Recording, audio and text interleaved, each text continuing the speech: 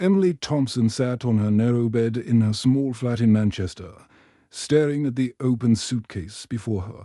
Her hands trembled slightly as she folded her favorite blue sweater, the one her mother had wear upon for her 18th birthday. At 22, she had never travelled anywhere alone, let alone to a foreign country. "I can't believe this is really happening," she whispered to herself, placing her camera carefully between layers of clothes. The camera had been her graduation gift to herself, but with money saved from countless shifts at the local cafe where she worked. Her grandmother Rose appeared in the doorway, leaning heavily on her walking stick. The old woman's eyes were filled with a mixture of pride and worry as she watched her granddaughter prepare for the biggest adventure of her young life. "Are you sure you have everything, love?" Rose asked, her voice soft but concerned.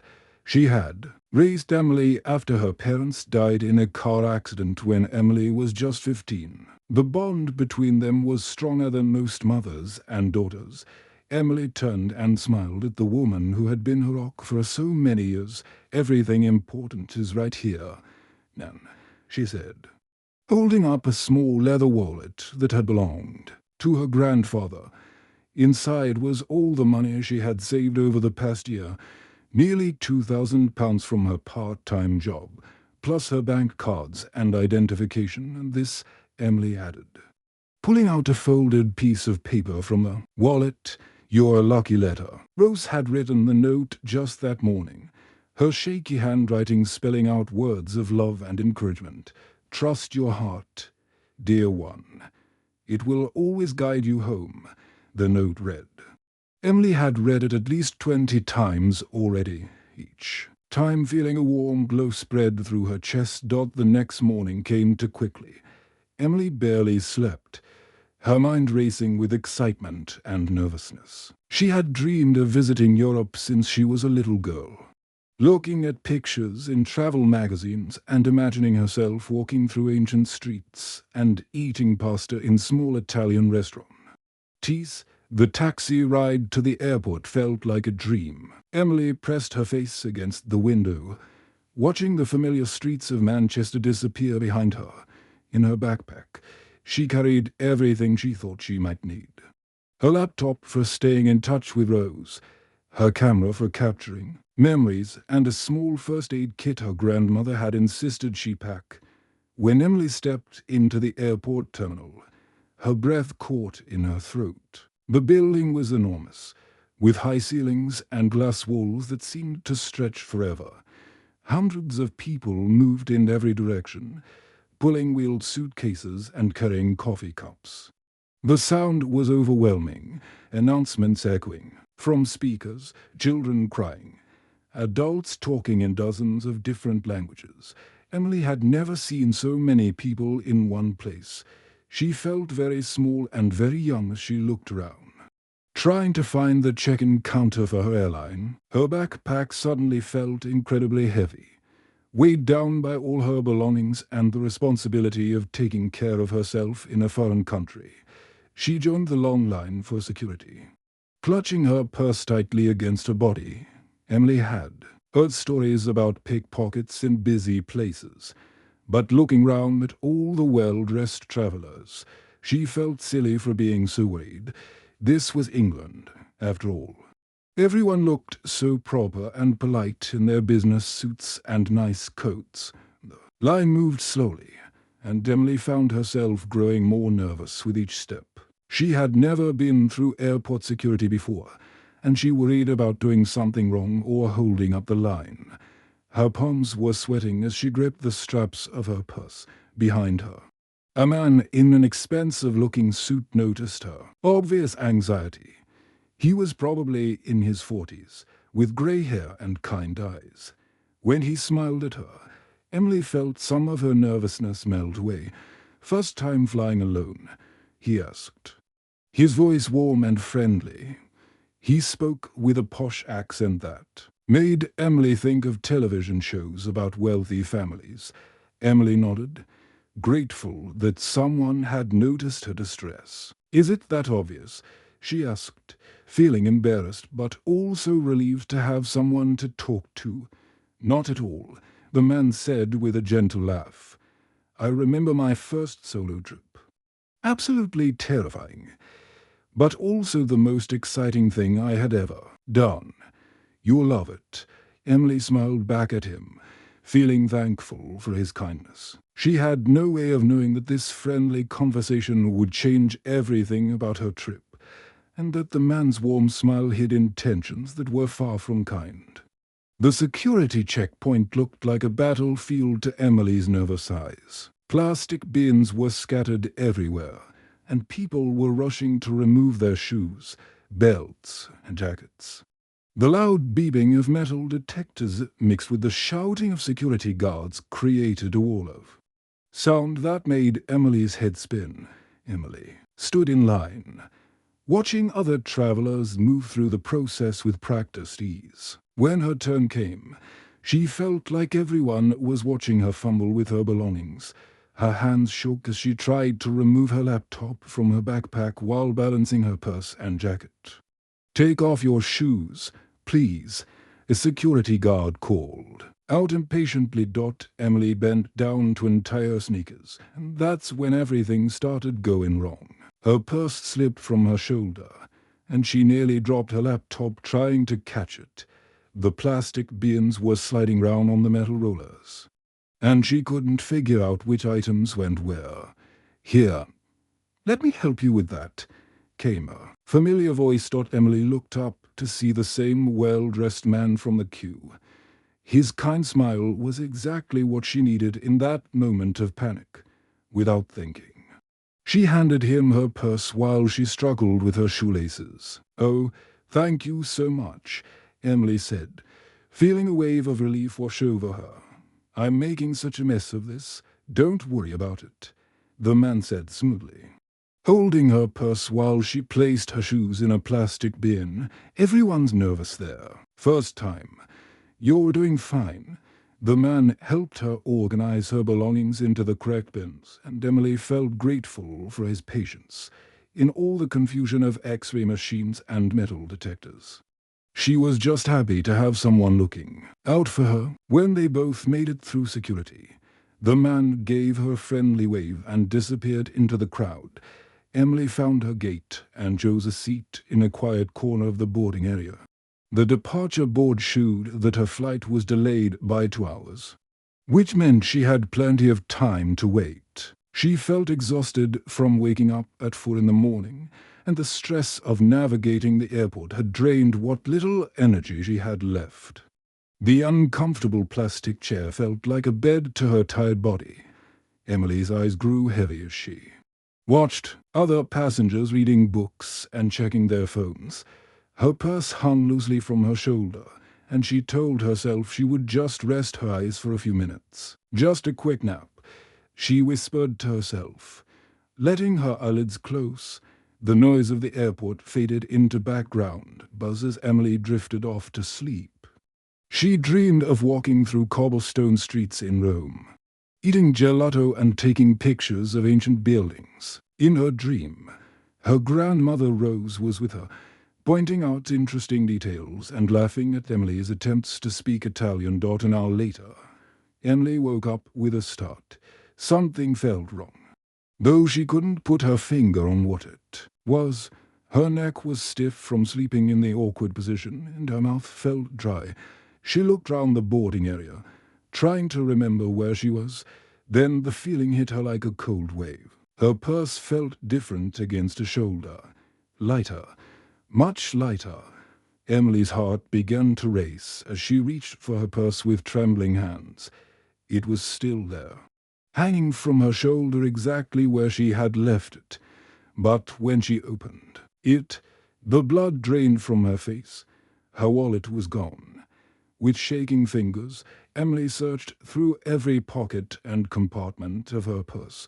She pulled out her phone, her passport, a pack of gum, and a small bottle of hand sanitizer. But her wallet, the leather wallet that had belonged to her grandfather, containing all her money, her bank cards, and her grandmother's precious note, had vanished completely. No, no, no. Emily whispered, dumping the contents of her purse onto the seat beside her. Maybe it had fallen to the bottom. Maybe she had missed it somehow. But after searching 3 times, she had to accept the terrible truth. Someone had stolen her wallet while she slept. Emily looked round frantically, hoping to spot the friendly man from security. Maybe he had seen something. Maybe he could help or figure out what had happened. But he was nowhere to be seen in the crowded boarding area. The reality of her situation hit Emily like a physical blow. She was alone in a busy airport, thousands of miles from home, with no money and no way to access a bank account. Her dream trip to Europe had turned into a nightmare before she had even left English soil, sitting in that uncomfortable chair, surrounded by hundreds of travelers rushing to catch their flights. Emily had never felt more alone in her entire life. Emily stumbled through the busy airport terminal, her vision blurred by tears that wouldn't stop falling. People rushed past her in every direction, pulling their suitcases and checking their phones. Completely unaware of the young woman falling apart in their midst, she felt invisible and utterly alone. The nearest bathroom seemed miles away, but Emily finally reached it and pushed through the heavy door. The bright fluorescent lights hurt her eyes as she searched for an empty stall. When she found one at the end of the row, she locked the door behind her and collapsed onto the closed toilet seat. The tears came in waves, each one carrying the weight of her shattered dreams. Emily buried her face in her hands and sobbed until her chest ached. Everything she had worked for over the past year was gone. Every extra shift at the cafe, every pound she had saved instead of spending on clothes or nights out with friends, every sacrifice she had made to afford this trip. All of it had been stolen while she slept. How could I have been so stupid? Emily whispered to herself, her voice echoing off the bathroom walls. She could hear her grandmother's voice in her head, warning her to be careful, to keep her belongings safe, to trust her instincts. Rose had raised her to be smart and cautious, but Emily had ignored all of that wisdom the moment a stranger showed her a little kindness. Emily replayed the scene at security over and over in her mind. The man's friendly smile, his offer to help, the way she had handed him her purse without a second thought. She had been so grateful for his assistance, so relieved to have someone help her navigate the confusing process. Now she realized how perfectly he had played her, how he had used her nervousness and inexperience against her. The bathroom door opened and closed several times as other travelers came and went. But Emily remained locked in her stall, crying for everything she had lost. Not just the money and cards, but the confidence she had felt that morning, the excitement about her future, the belief that good things could happen to someone like her. After what felt like hours but was probably only 20 minutes, Emily heard a gentle knock on her stall door. She held her breath, hoping whoever it was would go away and leave her alone in her misery. "Miss, are you all right in there?" came a kind voice with a Yorkshire accent, warm and concerned. Emily wiped her eyes with the back of her hand and tried to make her voice sound normal. "I'm fine," she lied. But even to her own ears, the words sounded hollow and broken. She heard a soft sigh from the other side of the door. "I've been working here for 15 years, love. I know what fine looks like, and this isn't it, something." In the man's voice made Emily feel safe for the first time since discovering the theft. She slowly opened the stall door to find a middle-aged airport security officer standing there with concerned eye. Yes, he was shorter than she expected, with graying hair and a kind face that reminded her of her grandfather. His name tag read Officer James Wilson. "I'm sorry," Emily said, trying to compose herself. "I didn't mean to cause any trouble." James shook his head gently. "You're not causing trouble, love. But you look like someone who's had the worst day of their life. Want to talk about it?" Emily found herself telling James everything. The words poured out of her like water from a broken dam. About the theft, about her ruined trip, about feeling like a complete failure. She told him about her grandmother Rose, about the job at the cafe, about the dreams she had nurtured for months that were now lying in pieces at her feet. James listened patiently, nodding at all the right moments and never making her feel rushed or foolish. When she finished, he was quiet for a moment before speaking. 20 years ago, I was robbed during my first trip abroad, James said, his voice gentle but serious. Lost everything, just like you, my passport, my money, even my return ticket. I felt like the world had ended. Emily looked up at him with surprise, this kind. Professional man had been through the same nightmare she was experiencing now. James continued, explaining how airport thieves work in organized teams, how they study tired travelers and identify the most vulnerable targets.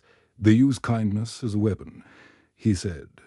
They know that decent people like you will trust a friendly face, especially when you're nervous or scared. They're professionals, Emily, James said firmly. This wasn't your fault. For the first time since the theft, Emily felt a tiny spark of something other than despair. Maybe she wasn't as foolish as she thought. James led Emily to a quiet corner of the airport cafe, away from the bustling crowds and constant announcements. He bought her a cup of tea and sat down across from her, his expression serious but kind, for the next hour. He became her teacher, sharing 15 years of knowledge about airport security and criminal behavior. See that man over there? James pointed discreetly to a well-dressed gentleman near the departure board. He's been standing in the same spot for 20 minutes, but he's not looking at the board. He's watching people. Emily followed his gaze and noticed how the man's eyes moved from person to person, studying their movements and belongings. She had walked past dozens of people like him without noticing anything suspicious. James explained how pickpocket teams work together like actors in a play. One person creates a distraction, another provides help, and a third person takes the valuables. They dress well, speak politely, and know exactly how to make you trust them. He said, the man who helped you probably passed your wallet to someone else within minutes. Emily felt sick thinking about how easily she had been fooled. But James continued his lesson. He showed her how to keep important items in a money belt under her clothes, how to use bags with zippers that face her body, and how to recognize when someone is standing too close or paying too much attention to her belongings. Most importantly, James said, trust your instincts. If something feels wrong, it probably is. Your grandmother was right about that. The mention of her grandmother made Emily's eyes fill with tears again. Rose had always told her to listen to her heart. But Emily had been so excited about her trip that she had ignored the small voice inside her head that said something wasn't right about the helpful stir. Anger. Your grandmother was right, James said gently, pulling out his phone. Let's call your parents. This story isn't over yet. Emily's hands shook as she dialed her parents' number. She dreaded having to tell them what had happened, imagining their disappointment and worry. But when her mother answered the phone, her voice was filled with nothing but love and concern. Oh, sweetheart, her mother said after Emily explained everything. I'm so sorry this happened to you, but you're safe. And that's what matters most. Within an hour, Emily's parents had wired emergency money to her account. But more importantly, they reminded her of something she had forgotten in her despair. She was stronger than she knew. You've always been resourceful, love, her mother said over the phone. Remember when you organized the charity drive for the homeless shelter? You didn't give up then. and you won't give up now." Emily had almost forgotten about the charity drive 2 years ago. She had noticed that the local homeless shelter needed winter coats and blankets, instead of just donating her own old clothes. She had organized a community-wide collection that brought in over 500 items. She had knocked on doors, posted flyers, and convinced local businesses to set up donation boxes. As Emily sat in the airport cafe with James, sipping her tea and feeling the warmth of her family's support, an idea began to form in her mind. She pulled out her phone and opened a new document, her fingers moving quickly across the screen. If this had happened to her, it was happening to other people too, young travelers. Nervous first-time flyers, people who trusted too easily because they wanted to believe in human kindness. Maybe she could help them avoid the same mistake. Emily created a blog post titled "How I Was Robbed at the Airport and What I Learned." She wrote about her experience in simple, honest words. She described the friendly man at security, the way he had gained her trust, and the devastating moment when she discovered her wallet was gone. But she also wrote about James and everything he had taught her. She listed the warning signs she had missed, the safety tips that could protect other travelers, and the importance of trusting your instincts even when someone seems kind and helpful. They use our good nature against us, Emily wrote. But we don't have to stop being kind. We just need to be smart about it. She posted the blog on her social media accounts and sent it to a few travel websites. Then she waited, not expecting much response from her small circle of friends and family. But within hours, something amazing happened. Her post had dozens of comments from travelers sharing their own stories. People were thanking her for her honesty, for turning her pain into protection for others. Some shared similar experiences. Others offered additional safety tips, and many simply expressed gratitude for her courage in speaking up. "You found your purpose in your pain," Jane said, reading over her shoulder.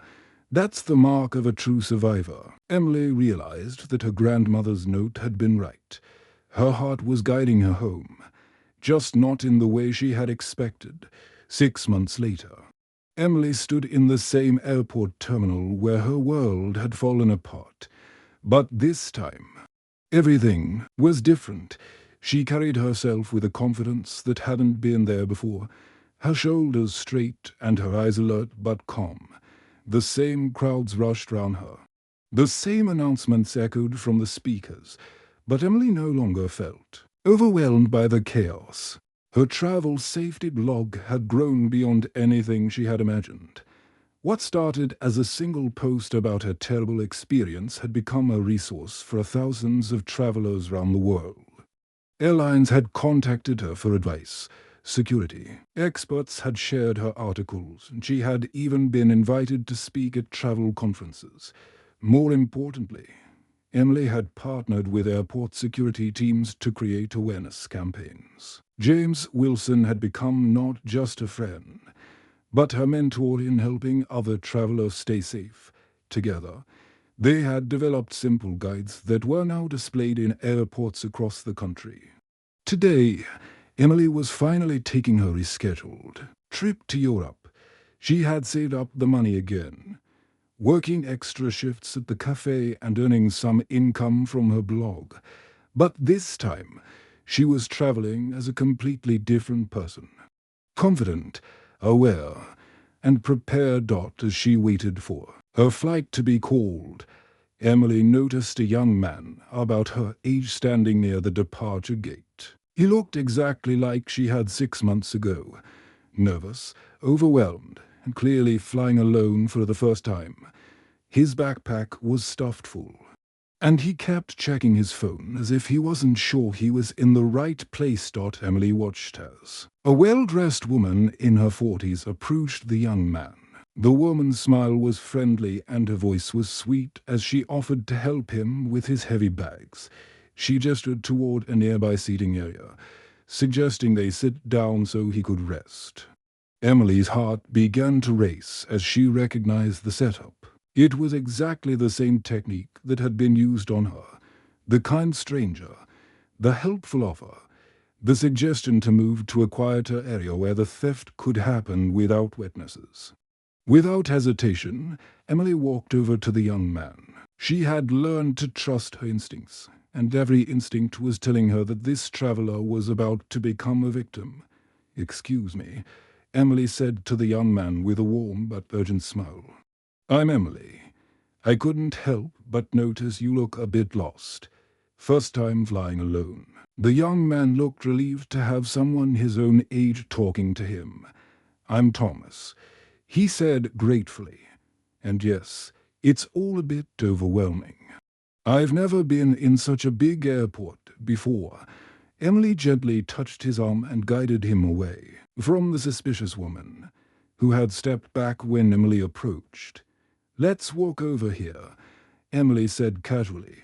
"I can help you figure out where you need to go." As they moved away, Emily glanced back to see the well-dressed woman quickly disappearing into the crowd, clearly frustrated that her plan had been interrupted.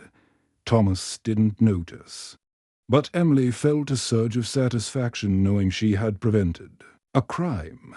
Over the next few minutes, Emily shared everything James had taught her about airport safety. She showed Thomas how to keep his valuables secure, how to recognize suspicious behavior, and most importantly, how to trust his instincts when something felt wrong. "Always remember," Emily said, "real airport staff wear uniforms and badges. If someone in regular clothes offers to help you with your bags or wants you to follow them somewhere, politely say no and walk away." Thomas listened carefully, his confidence growing with each piece of advice. "How did you know that woman was trying to trick me?" he asked. Amazed, Emily smiled, thinking of her grandmother Rose and the lesson she had learned the hard way. "Let's just say I learned from experience," she said. "But sometimes the hard way teaches us the most important lessons." When Thomas's flight was called, he thanked Emily repeatedly before heading to his gate. Emily watched him go, feeling proud of how alert and confident he looked now. As Emily boarded her own flight, she felt her grandmother's presence with her. Rose had passed away 2 months ago, but not before rewriting her famous note, the no version, which Emily kept in her wallet, read, "Sometimes we must lose our way to find our true path." Emily had lost her money that terrible day 6 months ago, but she had found something far more valuable: the ability to protect others from the same pain she had experienced. Her grandmother had been right about trusting her heart, but Emily had discovered that sometimes the heart guides us through darkness to find our light. Looking out the airplane window as they took off, Emily whispered a thank you to the universe. Her journey had begun with loss and tears, but it had led her to purpose, strength, and the beautiful realization that our greatest setbacks can become our most powerful comebacks.